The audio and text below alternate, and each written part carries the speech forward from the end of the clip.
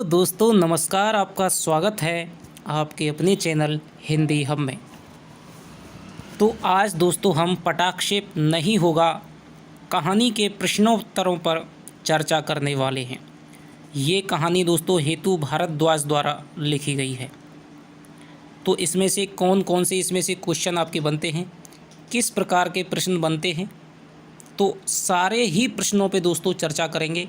और इस वीडियो को देखने के बाद में आप एक भी ऐसा प्रश्न नहीं होगा दोस्तों, यदि आपने कहानी पढ़ी है मेरे साथ में, तो एक भी प्रश्न आपका ऐसा नहीं होगा कि जिसे आप नहीं कर सकें। ठीक है, और ऐसे प्रश्न मैं ही दोस्तों आपको बना सकता हूं कि जो आप नहीं कर सकते हैं। ठीक है, लेकिन एग्जामिनर आपको ऐसे प्रश्न नहीं बनाएगा कि जो आप फिर नहीं कर सकें, क्योंकि जहाँ तक उसकी दोस्तों सोच जाएगी वहाँ तक के प्रश्नों को मैंने इन नोट्स में समेट लिया है। और इससे भी दोस्तों जो बचा कुचा रह जाएगा उसको मैं ऑब्जेक्टिव क्वेश्चनों की जो हमने श्रृंखला शुरू की है उसके माध्यम से मैं आपको पहुंचा दूंगा।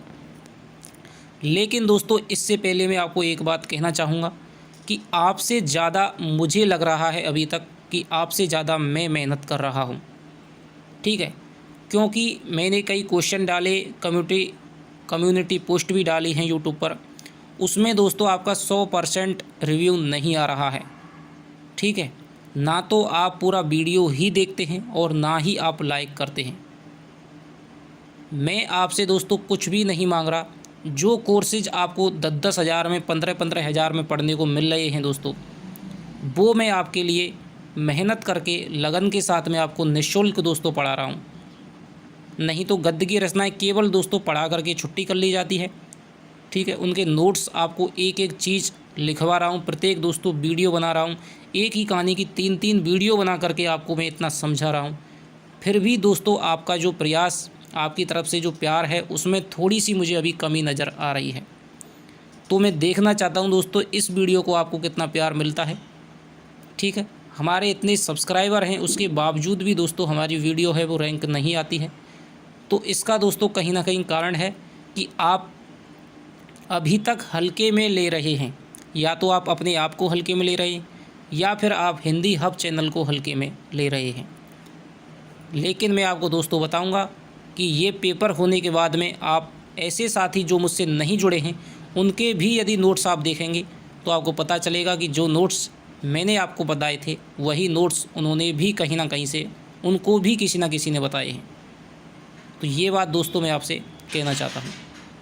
तो इसीलिए दोस्तों आप चैनल पे आए हैं तो थोड़ा सा यार मेरी मेहनत के लिए, जिससे कि हमें मोटिवेशन मिले, आपकी भी तो प्रतिक्रिया आनी चाहिए। यदि मान लीजिए मैं आपसे कह देता हूँ कि वीडियो आएगी और 10 दिन तक वीडियो नहीं डालूँगा, तो सोचिए कि आपकी क्या दशा होगी। आप कमेंट करने लग जाते हैं, सर वीडियो डालिए, वीडियो डालिए, वीडियो डालिए। लेकिन आप थोड़ा सा मेरी तरफ भी सोचिए। आपकी यदि कोई अच्छी प्रतिक्रिया नहीं आएगी या फिर जो भी आपके सुझाव हों, कमी आपकी लग रही है, आप क्यों नहीं लाइक करते हैं, क्या कमी है, वो कमी बताइए जिससे कि मैं उसको सुधार सकूं। तो जब आपका प्यार मिलता है तो हमें ऐसा लगता है कि हाँ, कोई हम पे विश्वास करता है। ठीक है, और दोस्तों हम एक पूर्ण मेहनत के साथ में फिर और दोस्तों काम करते हैं। अब नहीं तो फिर हम ऐसे ही टाल जाएंगे कि यार कुछ नहीं है, चलो ऐसे ही चल रहा है मामला। तो आप थोड़ा सा सोचिए। आपसे कोई पैसे नहीं ले रहा हूं दोस्तों, और आपको मैं जितना हो सकेगा दोस्तों निःशुल्क और जब तक दोस्तों हो सकेगा करवाने का मैं प्रयास करूंगा। पूरा का पूरा हिंदी साहित्य उनको भी दोस्तों नोट्स के माध्यम से मैं आपको बता रहा हूं। सारा का सारा चैनल पे टेलीग्राम ग्रुप में भेजता हूं। ये सारी आपके स्नातक स्तर के, इसके बाद में पद्य की रचनाएँ हैं दोस्तों। जो कहानियाँ अभी मार्केट में नहीं आई हैं, नेट पर उपलब्ध नहीं है, उनको भी दोस्तों मैं आपको करवा रहा हूँ। हेतु भारद्वाज जी का जीवन परिचय नेट पर कहीं भी उपलब्ध नहीं है जितना मैंने आपको इस PDF में लिखा है। ठीक है, तो मुझे ही दोस्तों पता है कि मैं कहाँ कहाँ से चीज़ें ला करके, किताब ला करके, ठीक है, बुक्स ला करके आपको पढ़ाने की मैं प्रयास कर रहा हूँ, कितनी मेहनत कर रहा हूँ। आपको केवल एक वीडियो देखती है, लेकिन उस वीडियो के पीछे दोस्तों मेरी मेहनत नहीं दिखती है। आप इन नोट्सों को लिखने में मुश्किल से आप 30 मिनट लगाएंगे, 30 मिनट में आप वीडियो देख लेंगे ज़्यादा। लेकिन दोस्तों मुझे पूरा का पूरा दोस्तों लगभग कम से कम एक कहानी से क्वेश्चन तैयार करने में बहुत सोच विचार के कि कहीं कोई चीज़ गलत ना हो जाए। तब आपके क्वेश्चन आपको बनाने पड़ते हैं। नहीं तो फिर आप कहीं चीज़ गलत हो गई गलती से भी तो फिर आप दोष दे देंगे कि सर आपने गलत पढ़ाया था और यही क्वेश्चन आ गया और हमारा गलत हो गया। तो सोचिए कि एक टीचर पे पढ़ाना हंसी खेल नहीं है, ठीक है। एक क्लास को पढ़ाना आसान है, लेकिन एक पूरे ऑनलाइन एक पूरे दोस्तों इस स्तर पे पढ़ाना कि जहाँ पर आपसे दुनिया का कोई भी छात्र जुड़ सकता है, तो वो दोस्तों आसान नहीं होता है। विश्वास बनाना पड़ता है। तो इसीलिए आप इस विश्वास में हमारी इस कड़ी में दोस्तों मेरे साथ आएँ और इस परिवार को दोस्तों थोड़ा सा अब बढ़ाएँ। आपने तो सब्सक्राइब कर लिया दोस्तों, लेकिन जब आप वीडियो को पूरा देखते हैं, उसको लाइक करते हैं, ठीक है, और शेयर करने लायक है तो दोस्तों शेयर करते हैं, तो वो वीडियो है अधिक लोगों तक जाती है और वो वीडियो रैंक होती है। और जैसे ही रैंक होगी तो और भी साथी हमारे परिवार के साथ में जुड़ेंगे और फिर दोस्तों पढ़ने में ज़्यादा मज़ा आता है। यदि कंपटीशन दोस्तों गधों की दौड़ में यदि एक घोड़े का हो तो कोई बड़ा कंपटीशन नहीं है। कंपटीशन तब ही दोस्तों माना जाता है जब एक से एक धुरंधर दौड़ने वाले घोड़े एक साथ दौड़ रहे हों। तो मज़ा दोस्तों तभी आता है जब आप जैसे सब होंगे, ठीक है। कंपटीशन का मज़ा तभी है, तभी तो पता चलेगा कि बड़ी बड़ी कोचिंग्स में उनमें क्या है और दोस्तों हमारे इस छोटे से चैनल पे क्या है, जहाँ कोई साधन नहीं है, कोई सुविधा नहीं है, ठीक है। केवल अपनी मेहनत है, केवल अपना साहस है, केवल अपना आत्मविश्वास है जिसके साथ में हम पढ़ रहे हैं, ठीक है। मैंने जितने दोस्तों आपकी पूछ की रात के क्वेश्चन आपको वस्तुनिष्ठ कराए हैं, ठीक है, इतना आपको कोई दोस्तों बनाएगा भी नहीं, सोच भी नहीं सकता है।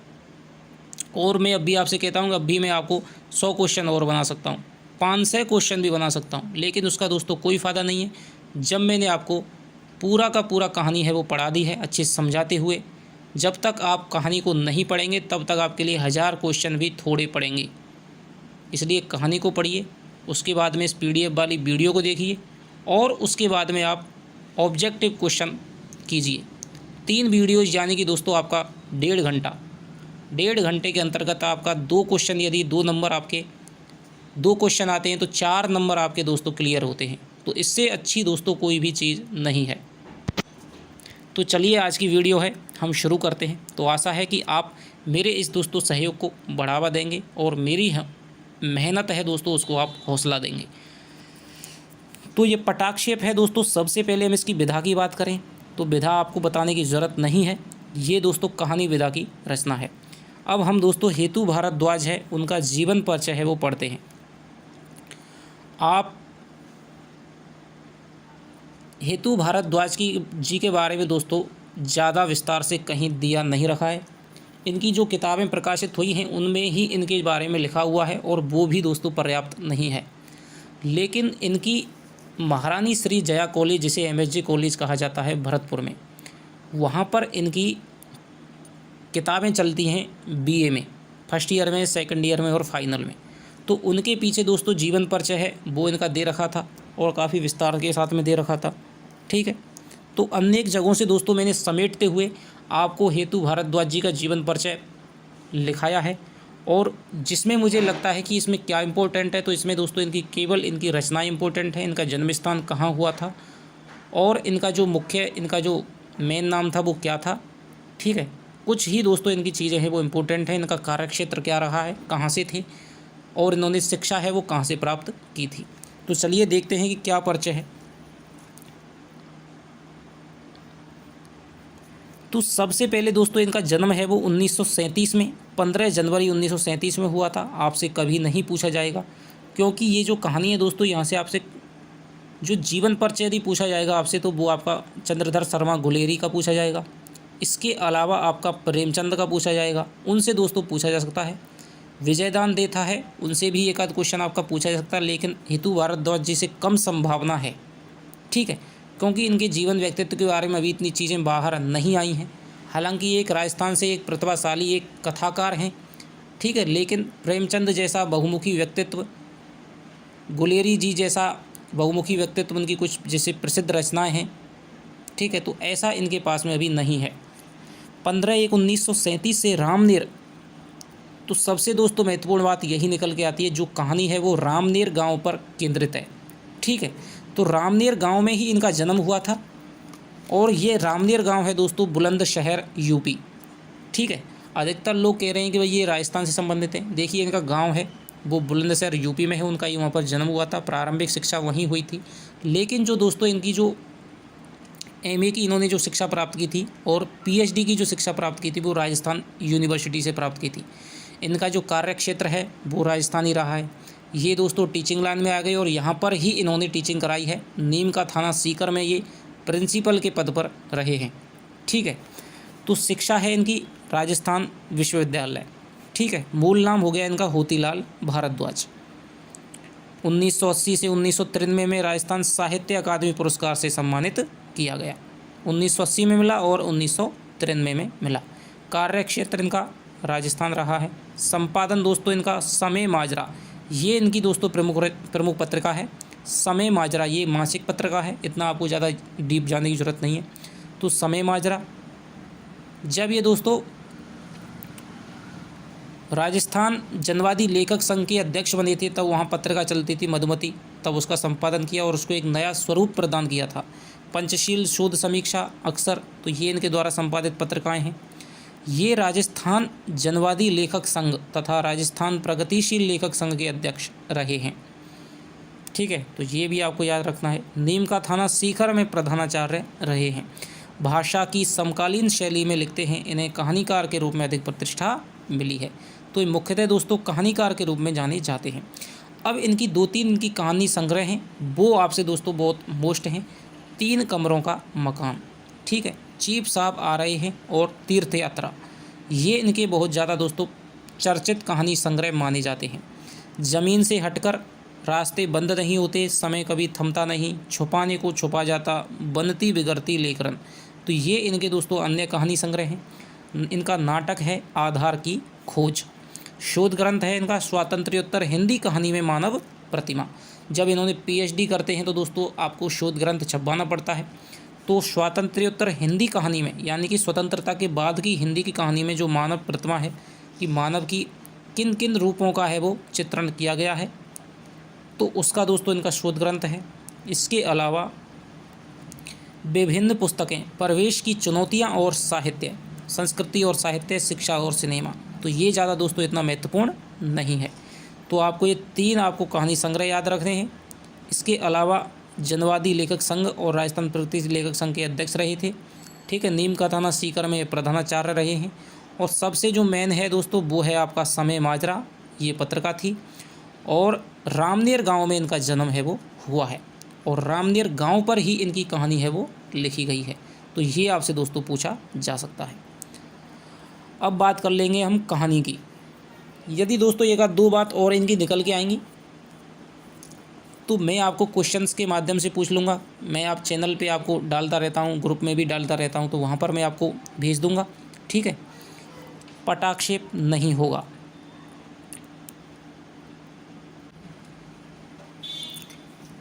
तो ये दोस्तों कहानी है। अब इसमें हम सबसे पहले बात करेंगे कि ये किस गांव पे केंद्रित है।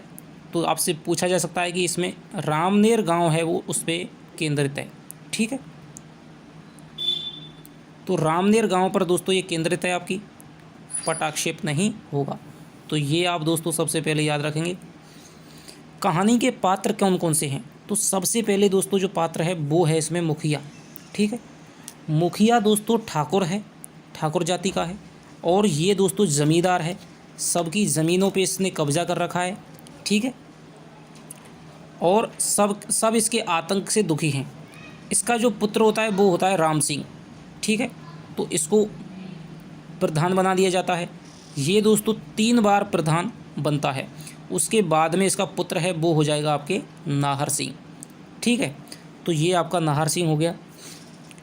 तो आज़ादी से पहले मुखिया था। ये जो मुखिया है दोस्तों वो आज़ादी से पहले मुखिया था। ठीक है, आज़ादी के बाद में दोस्तों आपको पता है कि पंचायत वगैरह के चुनाव होने लग गई। ठीक है, तो वहाँ पर जैसे ही लोकतंत्र आया, पंचायत के चुनाव शुरू हुए, तो उसमें प्रधान बनाने की जो परंपरा है वो फिर शुरू हो गई। तो अब मुखिया तो रहा नहीं जा सकता, मुखिया तो हो गया दोस्तों समाप्त। तो अब है वो नया चुनाव आ गया, तो चुनाव में अब बनेगा प्रधान। तो इन्हीं चुनावों को केंद्रित करके दोस्तों यहाँ पर है वो कहानी पूरी की पूरी लिखी गई है। अन्य जो पात्र हैं ब्राह्मण भाई महेंद्र और बलवीर हैं दोस्तों। अन्य पात्र हैं फगना, लच्छीराम, इतवारी। तो ये दोस्तों दलित हैं जो कि चमार जाति से संबंधित हैं।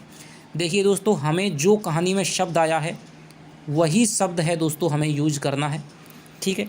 इसे आप अन्यथा ना लें, जातिगत आप इसको ना लें, क्योंकि कई बार लेखक हैं किसी चीज़ के आक्रोश को दिखाने के लिए, कहानी को और ज़्यादा जोरदार बनाने के लिए इस प्रकार के शब्दों का प्रयोग करता है, ठीक है। तो अब हम दोस्तों आगे बढ़ते हैं। अब इस कहानी का उद्देश्य क्या है? यह कहानी समतावादी समाज की स्थापना में असफल लोकतांत्रिक व्यवस्था के खोखलेपन को उजागर करती है, जहां आज़ादी के बाद भी सवर्ण दलित संघर्ष बना हुआ है, लेकिन आज भी स्थिति बदली नहीं है। और जो लेखक है वो इसी स्थिति को बदलने के लिए कहता है कि जब तक ये इस कहानी का पटाक्षेप नहीं होगा, जब तक ये स्थिति नहीं बदलेगी, जब तक इसमें आमूल चूल परिवर्तन नहीं होगा, तब तक जो समाजवादी समाज की हमारी संकल्पना है, भारतीय संविधान के निर्माताओं की जो समाजवादी राज्य की संकल्पना थी, वो कभी भी पूर्ण नहीं होगी, ठीक है। तो यहाँ पर एक तरफ हैं ठाकुर हैं, ब्राह्मण हैं जो कि सवर्ण हैं, एक तरफ आपके चमार हैं, कुछ अन्य दलित जातियाँ हैं, ठीक है, जो कि आपके दलित जातियों में आते हैं। तो उनके बीच में कैसा संघर्ष होता है चुनाव को लेकर के, जहाँ पर चुनाव में प्रधानी पर सवर्ण जातियों का ही दबदबा बनाए रहता है, चाहे वो साम दाम दंड भेद से कैसे भी है, लेकिन हर बार वो ही चुनाव जीत जाते हैं। तो समाजवादी दोस्तों क्या है, आपको पता है कि प्रस्तावना में समाजवादी वगैरह शब्द जोड़े गए थे 42वें संविधान संशोधन 1976 के माध्यम से, ठीक है। समाजवादी, धर्मनिरपेक्ष, ठीक है, लोकतंत्र। तो ये समाजवाद है दोस्तों, जहाँ पर आपके उत्पादन वितरण में सभी का दोस्तों समान अधिकार हो, ठीक है, किसी के साथ में भेदभाव ना किया जाए। लेकिन यहाँ पर तो दोस्तों केवल प्रधानी पर चुनावों में केवल सवर्ण समाज का अधिकार है, पुलिस में उनका दबदबा है, नेताओं में उनका दबदबा है, ठीक है। तो सब जगह दोस्तों उनकी चलती है, वो चाहे तो किसी भी दलित को दबा दें, किसी की भी ज़मीन को हड़प लें, किसी की भी आपको पिटाई करवा दें, ऐसा इस कहानी में दोस्तों देखने को मिलता है। तो इस प्रकार जो समतावादी समाज की जो संकल्पना थी हमारी, तो वो लोकतांत्रिक व्यवस्था का जो प्राण है, तो वो अभी तक दोस्तों देखने को नहीं मिलती है। और लेखक इस प्रश्न को हमारे सामने छोड़ करके जाता है कि जब तक इस जो कहानी है, ये जो समाज की तस्वीर है दलित की, सवर्ण की, ये जो जब तक इस कहानी का पटाक्षेप नहीं होगा, पटाक्षेप कहते हैं दोस्तों पर्दा गिराने को, ठीक है। नाटक में जब पर्दा गिराया जाता है, रामलीला वगैरह में पर्दा जब गिराया जाता है तो उसको कहते हैं पटाक्षेप। पट यानी पर्दा और आक्षेप यानी गिरना, ठीक है। तब तक दोस्तों ये स्थिति है वो बदलने वाली नहीं है। तो ये दोस्तों आपका उद्देश्य है वो एक पंक्ति में कभी नहीं लिखा जा सकता है, ये आपको विकल्पों पर निर्भर करता है कि विकल्प में आपका क्या आता है। तो कहानी है उससे पढ़ाए, उस समय भी दोस्तों बताया और मैंने इस समय भी आपको जितना हो सकता है उतना मैंने बताने की कोशिश की है। अब मैंने इसको दोस्तों 4 खंडों में बांटा है, पहला चुनाव, दूसरा चुनाव, तीसरा चुनाव और चौथा चुनाव। तो उसके अंतर्गत क्या क्या घटनाएं होती हैं उन पे दोस्तों हम चर्चा करेंगे। तो सबसे पहले दोस्तों पहला चुनाव होता है, जैसे ही लोकतंत्र आता है, भारत जैसे ही आज़ाद होता है तो पहला चुनाव होता है भैया। तो उसमें प्रधान बनता है राम सिंह। अब उसमें प्रधान कैसे बनता है, उसकी दोस्तों कथा क्या है। आज़ादी के बाद रामनेर गांव में निम्न 3 बदलाव हुए। तो शुरुआत में ही लेखक कहता है कि जैसे ही आज़ादी आई तो रामनेर गांव में केवल 3 बदलाव हुए हैं। 3 बदलाव क्या हुए हैं कि सबसे पहले तो स्कूल खुल गया है, डाकखाना खुल गया है और 10 गुना लगान जमा करवा करके किसान द्वारा अपनी ज़मीन का मालिक बनना, अर्थात जमादारी प्रथा की समाप्ति हो गई है, ठीक है। तो आपसे पूछा जा सकता है तीनों विकल्प दे करके कि निम्न में से कौन सा काम है वो आज़ादी के बाद रामनेर गाँव में नहीं हुआ था। काम तो बहुत सारे हुए थे, लेकिन रामनेर गांव में दोस्तों यही स्कूल खुलना, डाकखाना खुलना और 10 गुना लगान ज़मीन। आपसे पूछा जा सकता है कि कितने गुना लगान जमा करवा करके किसान अपनी संपत्ति के मालिक बने थे, तो 10 गुना, ठीक है। तो ये आप याद रखिए। अब साहब क्या है, जैसे ही प्रथम चुनाव आता है तो फिर सभा आयोजित होती है कि भाई इसका प्रधान है वो किसे बनाया जाए, ठीक है। गांव वालों को समझ में नहीं आता है कि पहली बार है भैया, ठीक है। ब्राह्मण हैं और जो ठाकुर थे वो बराबर थे, कुछ अन्य दलित जातियां भी थी, लेकिन जो गांव में सबसे ज़्यादा जो संख्या थी वो थी चमारों की, ठीक है। पंडित मित्र के और जो मुखिया था उसका जो सहयोगी थे वे ब्राह्मण थे, ठीक है। पंडित मित्र द्वारा मुखिया को प्रधान बनाने की बात पर मुखिया ने बुढ़ापे का बहाना बनाया। तो ये आप याद रख सकते हैं। किसका बहाना बनाता है? मुखिया कहता है कि भाई मैं तो अब बूढ़ा हो गया, ये मुखियागिरी मैंने बहुत कर ली, मुखिया है वो ठाकुर है और ये जमींदार भी है, तो ये बात है वो कहता है। तो पंडित के कहने पर ठाकुर के बेटे राम सिंह को सर्वसम्मति से प्रधान चुना गया। तो यहाँ पर दोस्तों बिना किसी कोई भी इसके विरोध में खड़ा नहीं हुआ, निर्विरोध रूप से है वो चुन लिया गया है। मुखिया ने गांव वालों को बताया कि निर्विरोध चुनाव के कारण गांव का नाम पंडित नेहरू तक गया है, और जिसको सुनकर के गांव वाले खुश हो गए। स्थानीय स्वशासन की शुरुआत पंडित नेहरू ने की थी 2 अक्टूबर 1959 को। नागौर जिले के एक गांव था आपके, ठीक है, वहां से आपकी स्थानीय स्वशासन की शुरुआत की थी। तो यहाँ पर पंडित नेहरू है। इसमें दोस्तों क्या चाल नज़र आती है, मुखिया की क्या चाल नज़र आती है कि भाई निर्विरोध चुना गया, यानी कि कोई आप में से खड़ा नहीं हुआ, इसीलिए पंडित नेहरू तक हमारे गांव का नाम गया है, जिससे कि आप आगे भी खड़े ना हों। तो ये बात इसमें यहाँ पर दिखाई जा रही है। तो सबसे पहले दोस्तों यहाँ पर आपका राम सिंह बन गया है पहले चुनाव में, ठीक है। ठाकुर ब्राह्मण बराबर, किंतु चमारों की संख्या सबसे ज़्यादा थी, इस बात को चमार नहीं जानते थे। तो दोस्तों छोटी जातियों में जितनी भी है अशिक्षा थी, अज्ञानता थी, ठीक है, उनके ही रहमो करम पे जिंदा थे, ब्राह्मणों के में, ठाकुरों के। तो ये बात है वो नहीं जानते थे कि भाई यदि हम में से कोई खड़ा हो जाए तो फिर हम चुनाव जीत जाएंगे, हम में से कोई प्रधान बन जाएगा। राम सिंह ने स्कूल में कच्ची पक्की इमारत बनवाकर अपने गुर्गे को नियुक्ति दिलवाई, जो डाक खाने का काम देखता था। अब राम सिंह साहब प्रधान बन गया है तो उसने क्या किया, गांव के स्कूल में ही कच्ची पक्की इमारत बनवा दी और वहाँ पर डाक खाना खुलवा दिया, और अपना जो चेला है, अपना गुर्गे को दोस्तों नौकरी है वो दिलवा दी, और वहाँ पर वो डाक खाने का काम भी देखता था और बच्चों को पढ़ाने का काम भी करता था। इस गुर्गे द्वारा बच्चों को पढ़ाने की बजाय पीटा ज़्यादा गया, जिससे बच्चे फिसड्डी रहे। आपसे क्वेश्चन पूछा जाए बच्चे पढ़ाई के मामले में कमज़ोर क्यों रहे? क्योंकि जो गुर्गा नियुक्त किया गया था, जो पढ़ाने के लिए नियुक्त किया गया था, वो उन्हें पढ़ाने की बजाय पीटता ज़्यादा था। गांव में बदलाव की पहली बयार महेंद्र व बलवीर के दिल्ली काम करने की खबर से आई। बहुत ही दोस्तों ज़्यादा इंपॉर्टेंट जहाँ से क्वेश्चन ये निकलता है कि गांव में बदलाव की पहली बार कब देखने को मिली? राम सिंह के प्रधानी पहले चुनाव होने पर, राम सिंह के प्रधान चुने जाने पर, बलवीर और महेंद्र के दिल्ली काम करने की खबर को सुनकर के, और गांव में आज़ाद होने पर, लोकतांत्रिक व्यवस्था के आने पर, या फिर गांव में डाक खाना या स्कूल खुलने पर। तो ये बात दोस्तों, गांव में जो बदलाव की पहली बयार है वो महेंद्र और बलवीर के दिल्ली काम करने से आई थी। ये दोस्तों दोनों ब्राह्मण भाई थे, ये आपको याद रखना है। बलवीर और जो महेंद्र हैं वो ब्राह्मण भाई थे, ठीक है, और ये दोस्तों चमारों के ये सहयोग देते हैं। तो इसीलिए लेखक ने यहाँ पर इन पात्रों को रखा है, जिससे कि जातिवादिता का जो माहौल है वो ज़्यादा गहरा नहीं जाए कहानी के माध्यम से, जातिवादिता को समाप्त करने के चक्कर में कहीं ये ज़्यादा बढ़ नहीं जाए। तो इनका जो पिता है दोस्तों वो स्वाभिमानी था और मुखिया से दबता नहीं था। मुखिया ने दबता नहीं था तो फिर क्या है, मुखिया ने क्या किया, मुखिया ने ज़मीन से उसको बेदखल कर लिया और उसकी ज़मीन पे कब्जा कर लिया। कुछ दिनों के बाद में उसकी है वो लाश है वो, इनके पिता की लाश है वो नहर के किनारे पर मिली। तो उसके बाद में क्या किया, बलवीर महेंद्र को मामा ने दिल्ली में चपरासी की नौकरी, मामा है उनका, आकर के इनको ले गया दिल्ली में और वहाँ पर एक ऑफिस में चपरासी की नौकरी है वो दिलवा दी। ये दोस्तों पहली चुनाव का घटनाक्रम है। दूसरा चुनाव, यहाँ पर आपके 3-4 क्वेश्चन आपके बनते हैं, आपको 2-3 बार आप रिवीजन लगा लेंगे, कहानी पढ़ लेंगे, वस्तुनिष्ठ क्वेश्चन आप जब कर लेंगे तब आपको बिल्कुल आपके फिट बैठ जाएगी। दूसरा चुनाव दोस्तों, इसका जो प्रधान है वो भी दोस्तों यहाँ पर राम सिंह बनता है। तो पहले चुनाव में आपका हो गया 3 साल, ठीक है।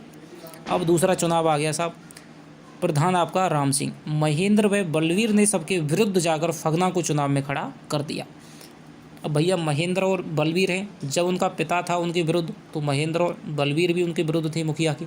उसने सोचा कि भाई इस तरह से मुखिया है, उसके आतंक से गाँव वालों को मुक्ति नहीं मिलेगी, तो उसने कहा कि उन्हें सोचा कि भाई चमारों की संख्या ज़्यादा है, तो उन्होंने फिर उनमें से ही दोस्तों फगना है, फगना एक चमार था, उसको चुनावों में खड़ा कर दिया समझा बुझा करके। फगना दोस्तों थोड़ा सा पढ़ा लिखा था, समझदार था और आर्थिक रूप से किंचित समर्थ था, यानी थोड़ा पैसे वाला भी था। तो ये बात है वो फगना के बारे में हमको याद रखनी है। अब क्या है, जैसे ही चुनाव में खड़ा होता है त्यों ही जो सवर्ण जाति के लोग हैं, ब्राह्मण ठाकुर हैं, वो महेंद्र और बलवीर को समझाते हैं बुझाते हैं, लेकिन वो किसी तरह से मानते नहीं हैं।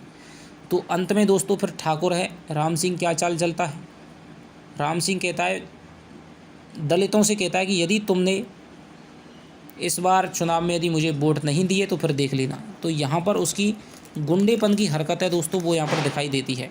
ठीक है कि भाई आप नीति से कर रहे हो, राजी राजी सही तो राजी, नहीं तो फिर आपको गैर राजी है वो हमारा वोट देना पड़ेगा। तो चुपचाप साथ देना, नहीं तो देख लेना। तो ये बात है वो ठाकुर राम सिंह कह देता है। कथन से सभी चमारों में अदृश्य फूट पड़ गई। तो इसके बाद में कुछ तो जो ठाकुर की कृपा पे जीवित थे तो वो ठाकुर के पक्ष में हो गई, और कुछ हैं वो फगना के पक्ष में हो गए, और राम सिंह इसी से भारी मतों से विजयी हो गया। यानी कि चमारों में दोस्तों फूट पाट दी, ठीक है, और राम सिंह है वो जीत गया।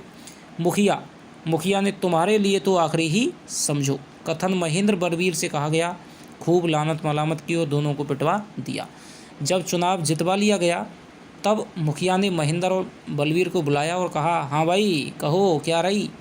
ठीक है, तो इस प्रकार उनकी बेइज्जती की, और महेंद्र बलवीर ने कहा कि ये कोई आखिरी चुनाव थोड़ी है, आगे देख लेंगे। तो वो कह रहा है मुखिया कि तुम्हारे लिए तो आखिरी समझो, और इसके बाद में रात में दोस्तों दोनों को पिटवा देता है। इसके बाद गांव में जातिवादता है वो बढ़ गई, जातीय संघर्ष है उसको बढ़ावा मिला दोस्तों। विधान के अनुसार पंचायत के चुनाव 3 साल में होने थे। तो ये आपसे दोस्तों क्वेश्चन आपका बनता है बहुत ही अच्छा कि विधान के अनुसार प्रत्येक पंचायत के चुनाव कितने साल के अंतर्गत कराने थे, तो वो 3 साल के अंतर्गत होने थे। तो यहाँ पर आपका ठीक है, लेकिन 3 साल में एक बार होने थे, लेकिन सूखा और बाढ़ जैसे बहानों से चुनाव टलते रहे, जिससे राम सिंह 7 साल तक पंचायत के पैसों से स्वयं का विकास करता रहा तथा प्रधान रहा। तो यहाँ पर पहले रह लिया दोस्तों, पहले चुनाव में निर्विरोध 3 साल, दूसरे में दोस्तों 7 साल तक वो प्रधानी हो गई, तो 2 में दोस्तों 10 साल तो उसकी प्रधानी हो गई, यानी कि 10 साल उसने कर ली है। अब बात आती है दोस्तों तीसरे चुनावों की। तो तीसरे चुनाव में भी जो प्रधान बनता है वो है राम सिंह। तो यहाँ पर आप देख सकते हैं कि जो वस्तु स्थिति है वो बिल्कुल भी बदली नहीं है, सवर्णों का ही दबदबा चलता आ रहा है। ठीक है, ढाक के पात वाली वही स्थिति है कि जो पहले से है वही श्रेष्ठ है और वही रहेगा। ठीक है, समाज के दबे कुचले दलितों को मौका नहीं दिया जाएगा। ठीक है, उन पर शासन किया जाएगा, उनका शोषण किया जाएगा। ठीक है, तो यहाँ पर वही स्थिति दोस्तों दिखाई दे रही है। तो यह चुनाव 3 साल की बजाय 7 साल में हुआ था। तो आपसे पूछा जाए कि जो तीसरा चुनाव है आपको इस तरह से भी घटनाएं याद रखनी है कि पहले चुनाव में क्या हुआ, दूसरे में क्या हुआ। ठीक है, तो जो तीसरा चुनाव है दोस्तों वो 3 साल की बजाय 7 साल में हुआ था। फगना के कहने पर महेंद्र बलवीर 1 सप्ताह पहले गाँव आने को राजी हुए। अब महेंद्र बलवीर हैं वो तो दोस्तों चले गए थे, ठीक है, निराश होकर के। तो लेकिन जो फगना है दोस्तों वो थोड़ा सा उसमें आशा जीवित थी कि भाई अब के में और हम देखेंगे। तो महेंद्र बलवीर के वो पास गया दिल्ली और उनको उसने समझाया बुझाया। तो 1 सप्ताह पहले उन्होंने कह दिया कि भाई हम चुनाव होने के 1 सप्ताह पहले गाँव आ जाएंगे। इस बार साहब राम सिंह ने क्या चाल चली, इस बार राम सिंह ने बाहर रहने वाले दलित पक्ष के लोगों के नाम वोटर लिस्ट से हटवा दिए, लेकिन फिर भी चमारों के वोट सबसे ज़्यादा थे। तो इस बार राम सिंह ने चाल चली कि जो भी वोटर लिस्ट में बाहर काम करते थे, बाहर रहते, जैसे महेंद्र बलवीर हैं, तो उनके जो नाम है वो वोटर लिस्ट से कटवा दिए थे। और आपको पता है कि जिसका नाम वोटर लिस्ट में नहीं होगा तो वो दोस्तों फिर वोट नहीं डाल सकता है। लेकिन फिर भी चमारों को चलो एक आश्वस्ति थी कि उनके वोट हैं फिर भी सबसे ज़्यादा थे।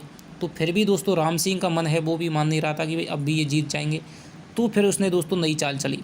पोलिंग पार्टी का अधिकारी है वो ठाकुर था। ठीक है, ठाकुर हो गई, जिसे राम सिंह ने शाम को भैया दावत पे बुलाया, दारू पिलाई और उसको रिश्वत दे दी। अधिकारी ने क्या किया कि वो ठाकुर था तो जाति के नाम पर और रिश्वत के कारण अधिकारी ने राम सिंह को जीतने की रणनीति बता दी। दारू पी ली, दावत खा ली, रिश्वत ले ली और दोस्तों जाति है, तो चारों गुण मिल गए। ठीक है, तो उसने अधिकारी ने कहा कि मैं तुम्हें एक ऐसी रणनीति बताऊंगा जिसके कारण तुम हर हाल में जीत जाओगे।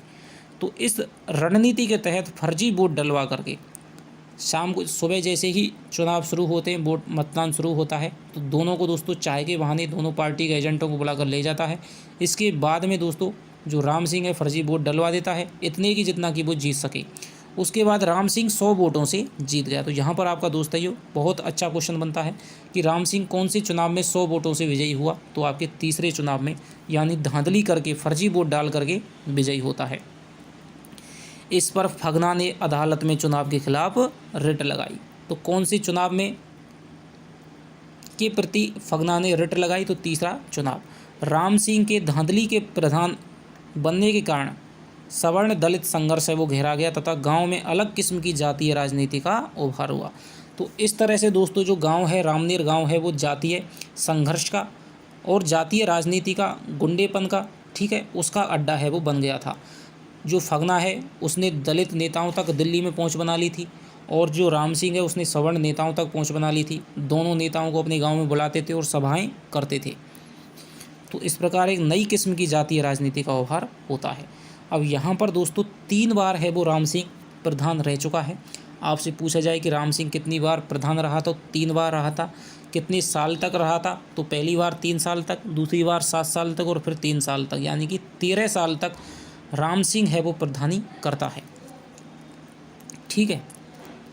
चतुर्थ चुनाव में दोस्तों क्या होता है, अब भाई राम सिंह ने हर हथकंडा अपना लिया था। आपने सोचा कि अब की बार कैसे काम किया जाए, तो फिर वो सभा बुलवाता है और फिर वो सभा में मंत्रणा करते हैं कि भाई इस बार में हम अपने किसी विश्वस्त चमार को ही खड़ा कर दें, और जैसा कि आज तक दोस्तों होता आ रहा है। चतुर्थ चुनाव में प्रधान नाहर सिंह बनता है जो कि राम सिंह का बेटा था। प्रत्याशी कौन कौन थे दोस्तों इस चुनाव में, तो लच्छी राम था जो कि राम सिंह का विश्वस्त था। राम सिंह ने सोचा कि भाई लच्छी राम को समझा बुझा करके उसने खड़ा कर दिया और भैया वो खड़ा हो गया। चमारों ने उसको खूब समझाया कि भाई आप बैठ जाओ बैठ जाओ बैठ जाओ, लेकिन वो तो राम सिंह ने सिखा दिया था तो वो बैठा नहीं। ठीक है, ये दलित जाति का था। नाहर सिंह और इतवारी भी दोस्तों दलित जाति का था। ठीक है, तो ये दोनों दोस्तों खड़ा हो गए।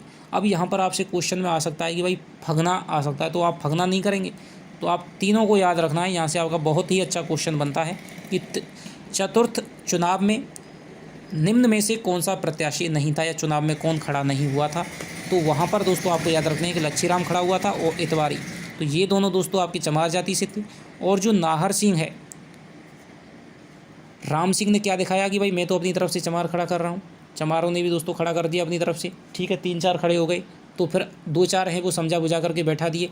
अब पता थी कि भाई दोनों ही हैं, हमारी जाति के हैं, दलित जाति के हैं, तो कोई ना कोई तो एक जीतेगा, चलो प्रधानी हमारे पास ही आएगी। ठीक है, लेकिन राम सिंह ने एक चाल चली कि जिस दिन चुनाव के पर्चे भरे जा रहे थे उस दिन अपने बेटे का नाम भी भरवा दिया। तो यहाँ पर नाहर सिंह उसका बेटा है, उसको खड़ा कर दिया।